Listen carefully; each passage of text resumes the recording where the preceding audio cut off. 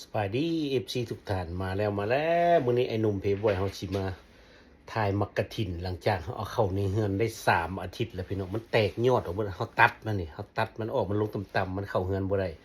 ตอนนี้มันกำลังแตกยอดบักหลายๆพี่น้องเฮาสิถ่ายให้เบิ่งโอเคตามมาเบิ่งตามมาพี่น้องตามมานี่พี่น้องกำลังแตกยอดพักกะถินนี่พุ่นน่ะเบิ่งดูยอดเพิ่นพุ่นน่ะจำเพดานเฮือนเลยพี่น้องเฮาเอาเข้ามาได้3 อาทิตย์ละสิฮอดเดือนแล้วพี่น้องเขาตัดออกคนที่เห็นบ่ห้อยเขาตัดนี่คนนี้คุณเขาตัดออกหมดเลยคุณเข้ามาใหม่ๆใบมันหล่นวัดพี่น้องคุณนะคือเขาตัดออกพี่น้องคุณนะนะเข้ามาใหม่ๆใบมันหล่นเดี๋ยวนี้มันกำลังออกยอดพี่น้องเอ้ยคุณนะงามแท้งามว่าปาดที่ถูกพี่น้องเลยงามแท้งามว่านี่พักกฐินจ้าคุณนะหูทางเมื่ออื่นนี่ต่ำส้มคนนี้เนี่ยเห็ดส้มตำยอดกฐินยอดกฐินครับผมแต่ว่ายอดบัวใหญ่พี่น้องมันอยู่ในเฮือนมันเป็นประมาณนี้นี่เห็นห้อยเขาตัดคุณนะเบิดโอ้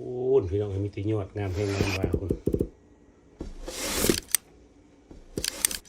เขาตัดมันเบิดเดี๋ยวคุณได้เห็นบัวห้อยเขาตัดนะเดี๋ยวคุณตัดลงต่ำๆเบิดพี่น้องเดี๋ยวห้อยตัดสมมติตัดมันเข้าในเฮือนบ่ได้มันจำเพดานเบิดพี่น้องโอ้งามพี่น้องเลยนี่กระส้มตำตำมะคุงพี่น้องเลยยอดกฐินได้3 อาทิตย์แล้วพี่น้องที่ฮอดเดือนแล้วเอาเข้ามานี่นะ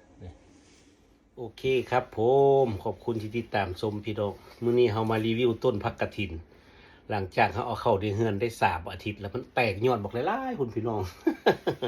โอเคขอบใจที่ว่าติดตามชมติดตามเบิ่งอย่าลืมกดไลค์กดแชร์กดคอมเมนต์กดติดตามบัดสุดท้ายอย่าลืมกด Subscribe ให้ด้วยพี่น้อง